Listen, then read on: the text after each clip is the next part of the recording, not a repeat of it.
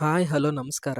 ನಾನು ಯಾವಾಗಲೂ ಹೇಳ್ತಾ ಇರ್ತೀನಿ, ಒಂದು ಸಿನಿಮಾ ವರ್ಕ್ ಆಗಬೇಕು ಅಂದ್ರೆ ಸಿನಿಮಾದ ಮ್ಯೂಸಿಕ್, ಆಕ್ಟಿಂಗ್, ಎಡಿಟಿಂಗ್, ಡೈಲಾಗ್ಸ್ ಎಲ್ಲವೂ ಕತೆಗೆ ಹೆಲ್ಪ್ ಮಾಡಬೇಕು. ಈ ಎಲಿಮೆಂಟ್ಸ್ ಅಲ್ಲಿ ಯಾವ್ದಾದ್ರೂ ಒಂದು ಪ್ರಾಬ್ಲಮ್ ಆದ್ರೂ ಸಿನಿಮಾದ ಎಕ್ಸ್ಪೀರಿಯನ್ಸ್ ಚೇಂಜ್ ಆಗುತ್ತೆ. ಸೊ ಹಾಗೆ ಈ ವಿಡಿಯೋದಲ್ಲಿ ಮ್ಯೂಸಿಕ್ ಅಂದ್ರೆ ಚರಣ್ ಅವರ ಮ್ಯೂಸಿಕ್ ಬಗ್ಗೆ ಮಾತಾಡೋಣ.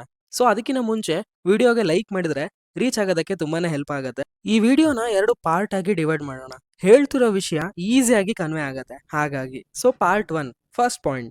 ಈಗಿನ ಟೈಮಲ್ಲಿ ಮ್ಯೂಸಿಕ್ ಅನ್ನೋದು ಪ್ರಮೋಷನ್ಗೆ ತುಂಬಾನೇ ಹೆಲ್ಪ್ ಮಾಡ್ತಿದೆ. ಅಂದ್ರೆ ಆಡಿಯನ್ಸ್ಗೆ ಸಿನಿಮಾದ ಹಾಡಿಂದ ಇದು ಯಾವ ಸಿನಿಮಾ ಅಂತ ತಿಳ್ಕೊತಾ ಇದ್ದಾರೆ. ಸೆಕೆಂಡ್ ಪಾಯಿಂಟ್, ಮ್ಯೂಸಿಕ್ ಮಾಡೋರಿಗೆ ಹಾಗೂ ಡೈರೆಕ್ಟರ್ಗೂ ಒಂದೊಳ್ಳೆ ಕೋಆರ್ಡಿನೇಷನ್ ಇರಬೇಕಾಗುತ್ತೆ. ಬಿಕಾಸ್ ಡೈರೆಕ್ಟರ್ ವಿಷನ್ ನ ಮ್ಯೂಸಿಕ್ ಮಾಡೋರು ಅರ್ಥ ಮಾಡ್ಕೊಂಡು ಅವ್ರಿಗೆ ಅವಶ್ಯಕತೆ ಇರೋದನ್ನ ಕೊಡೋ ಎಬಿಲಿಟಿ ಇರಬೇಕು. ಆಗ ಸಿನಿಮಾದ ರಿಕ್ವೈರ್ಮೆಂಟ್ಗೆ ತೊಂದರೆ ಆಗಲ್ಲ. Third point, background score. ಒಂದು ಹಾಡನ್ನ ಫೇಮಸ್ ಮಾಡಬೇಕು ಅನ್ನೋ ತರ ಪ್ರೆಷರು ಒಂದ್ ಕಡೆ ಇದ್ದೇ ಇರುತ್ತೆ.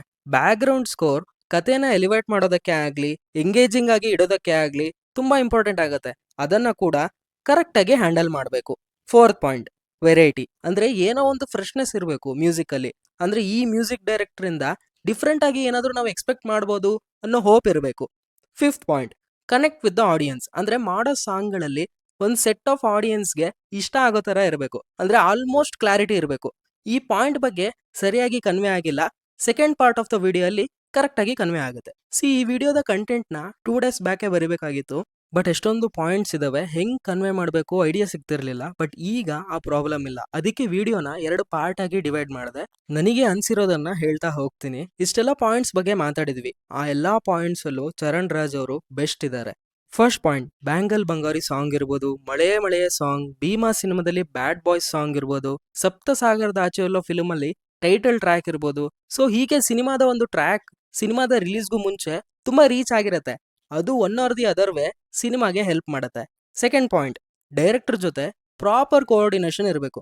ಈಗ ಸಿಂಪಲ್ ಎಕ್ಸಾಂಪಲ್, ಸಲಗ ಮತ್ತೆ ಸಪ್ತ ಸಾಗರದ ಆಚೆ ಎಲ್ಲೋ ಎರಡೂ ಸಿನಿಮಾಗಳು different genre, different type of music ಬೇಕಾಗುತ್ತೆ. ದುನಿಯಾ ವಿಜಯ್ ಅವರು ಡೈರೆಕ್ಟ್ ಮಾಡಿರೋ ಎರಡೂ ಸಿನಿಮಾದಲ್ಲೂ ಚರಣ್ ರಾಜ್ ಅವರೇ ಮ್ಯೂಸಿಕ್ ಮಾಡಿದ್ದಾರೆ. ಎರಡೂ ಸಿನಿಮಾಗೂ ಮ್ಯೂಸಿಕ್ಗೆ ತುಂಬಾ ಒಳ್ಳೆ ಅಪ್ರಿಸಿಯೇಷನ್ ಬಂದಿದೆ. ನಾರ್ಮಲ್ ಸೀನ್ ಇದ್ರು ಮ್ಯೂಸಿಕ್ ಎಲಿವೇಟ್ ಮಾಡಿದೆ ಅನ್ನೋ ರಿವ್ಯೂಸ್ ಕೇಳಿದೀವಿ. ಈ ಕಡೆ ಹೇಮಂತ್ ರಾವ್ ಅವ್ರ ಜೊತೆ ಅವರು ಕತೆನ ವಿಜುವಲಿ ಹೇಳಕ್ ಪ್ರಯತ್ನ ಪಡ್ತಾರೆ. ಮ್ಯೂಸಿಕ್ ಇಂದಾನೆ ಕೆಲವೊಂದು ವಿಷಯನ ಕನ್ವೆ ಮಾಡಕ್ ನೋಡ್ತಾರೆ. ಅಲ್ಲೂ ಕೂಡ ಇವರ ವರ್ಕ್ ಬಗ್ಗೆ ತೊಂದರೆ ಕಾಣಲ್ಲ. ಸೊ ಹಾಗಾಗಿ ಡೈರೆಕ್ಟರ್ ವಿಷನ್ ನ ಕ್ಯಾಚ್ ಮಾಡಿ ಅವ್ರಿಗೆ ಇಷ್ಟ ಆಗೋ ಮ್ಯೂಸಿಕ್ ನ ಹಾಗೆ ಕತೆಗೆ ಸೆಟ್ ಆಗೋ ಮ್ಯೂಸಿಕ್ ಕೊಡೋ ಎಬಿಲಿಟಿ ಇವ್ರಿಗೆ ಇದೆ. Third point, background score. ಅಂದ್ರೆ ಈ ಪಾಯಿಂಟ್ ಬಗ್ಗೆ ಅನ್ಸಿದ್ದೇನಂದ್ರೆ, ಗೊತ್ತಿಲ್ಲ, ಅಷ್ಟೊಂದು ಡೀಪ್ ನಾಲೆಡ್ಜ್ ಇಲ್ಲ ಮ್ಯೂಸಿಕ್ ಬಗ್ಗೆ.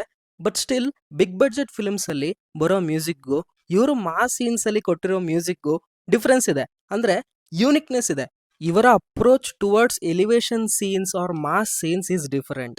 Fourth point, variety. ಅಂದ್ರೆ ಈಗ ಟಗರು ಸಿನಿಮಾದಲ್ಲಿ ಬಲಮ ಸಾಂಗ್ ಇರ್ಬೋದು, ಪಾಪ್ಕಾರ್ನ್ ಮಂಕಿ ಟೈಗರ್ ಅಲ್ಲಿ ಮಾದೇವ ಸಾಂಗ್ ಇರ್ಬೋದು, ಹಾಗೆ ಲವ್ ಸಾಂಗ್ಸ್ ಗೆ ಬಂದ್ರೆ ಮಳೆಯ ಮಳೆಯ ಸಾಂಗ್ ಮತ್ತೆ ಐ ಲವ್ ಯು ಕಣೆ ಸಾಂಗ್, ಹೀಗೆ ಕೊಡೋ ಸಾಂಗ್ ಅಲ್ಲಿ ವೆರೈಟಿ ಕಾಣುತ್ತೆ. ಒಂದ್ ಸ್ವಲ್ಪ ಟೈಮ್ ಆದ್ಮೇಲೆ ಮ್ಯೂಸಿಕ್ ಡೈರೆಕ್ಟರ್ ಸಾಂಗ್ಗಳು ಒಂದೇ ತರ ಕೇಳ್ಸಕ್ ಸ್ಟಾರ್ಟ್ ಆಗ್ಬಿಡುತ್ತೆ. ಯೂನಿಕ್ ಆಗಿ ಏನು ಇರಲ್ಲ. ಬಟ್ ಆ ಫ್ರೆಶ್ನೆಸ್ ನ ಇವರು ಉಳಿಸ್ಕೊಂಡಿದ್ದಾರೆ. Fifth point, connect with the audience. Audience ಇವರ ಮ್ಯೂಸಿಕ್ಗೆ ಕಾಯ್ತಾರೆ. ಅಂದ್ರೆ ರೀಸೆಂಟ್ ಆಗಿ ಬಂದ ಅಸ್ರವ ಸಾಂಗ್ ಕೂಡ ರೀಚ್ ಆಗ್ತಿದೆ. ನಾನೇ ನನ್ನ ಫ್ರೆಂಡ್ಸ್ ಹತ್ರ ಕೇಳ್ತಾ ಇರ್ತೀನಿ, ಹೇ ಇದರಲ್ಲಿ ಚರಣ್ ರಾಜ್ ಅವ್ರು ಮ್ಯೂಸಿಕ್ ಮಾಡಿದ್ದಾರೆ, ಹೇ ಇವತ್ ಸಾಂಗ್ ರಿಲೀಸ್ ಆಗ್ತಿದೆ ಅಂತ ಹೇಳ್ತಾ ಇರ್ತಾರೆ. ಆಡಿಯನ್ಸ್ ಜೊತೆ ಒಂದೊಳ್ಳೆ ಕನೆಕ್ಷನ್ ಇದೆ ಅಂತ ನನಗನ್ಸುತ್ತೆ. ಸೊ ಇವರ ಮ್ಯೂಸಿಕ್ ನನಗೆ ಪರ್ಸನಲಿ ತುಂಬಾ ಇಷ್ಟ ಆಗುತ್ತೆ.